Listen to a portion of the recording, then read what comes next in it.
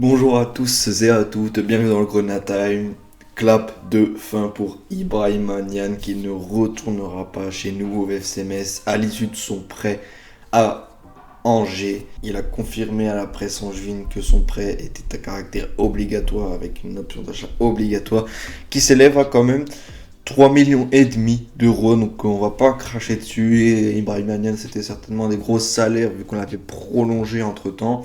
Mais voilà, une pépite de Génération Foot qui va faire ses valises à 24 ans. On va juste un peu lui rendre hommage et ne pas finir son aventure sur une si mauvaise note que ça, parce qu'il nous a quand même apporté, je trouve, au niveau de sa carrière au FC Metz. C'est parti, générique. C'est l'entrée d'Ismail Assar qui va immédiatement s'illustrer. Là,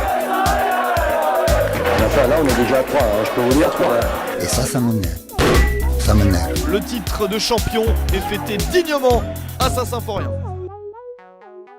Ibrahima Niane n'a jamais été catastrophique, mais vraiment, je pense qu'on est tous d'accord pour dire qu'il est en méforme depuis son retour des croisés lors de la saison 2020-2021. Voilà, il avait commencé, il avait mis un triplé en début de saison, il était là, et puis croisé malheureusement, et il ne reviendra jamais vraiment de cette blessure, mais ça quand même, c'était une grosse pépite pour nous, et il s'est révélé pour moi dans la saison 2018-2019 quand on venait de descendre et que Antonetti avait repris les rênes du club.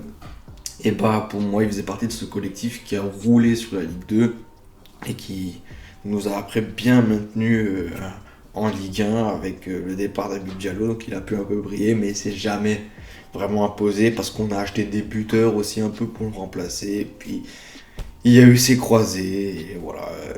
Certes, Ibrahima Niane, c'est l'irrégularité, mais c'est quand même des buts.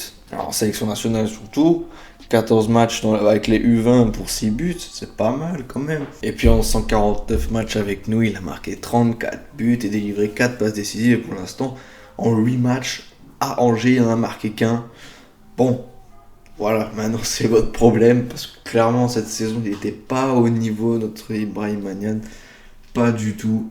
Mais quand même, c'est un bilan équilibré, c'est un bilan pas ouf pour un buteur qui devait remplacer notre cher Habib Diallo qui évolue cartonne à Strasbourg par exemple.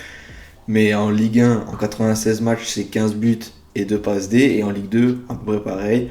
Bon, après en 2 fois moins de matchs, en 46 matchs, c'est 12 buts et 2 passes D, donc voilà, un petit buteur qui fait l'affaire et qui, j'espère, vous donnera satisfaction à Angers, parce qu'on se souvient surtout, pour moi, mon plus grand souvenir d'Ibrahima Niane, c'est cette frappe, en dehors de la surface en tout cas, mais même un peu plus reculé, face à Nancy qui nous donne le 1-0, qui, avec ce match où on finit à 3-0, avec Nancy qui finit à 10 contre 11, peut-être un de mes meilleurs matchs à Saint-Symphorien.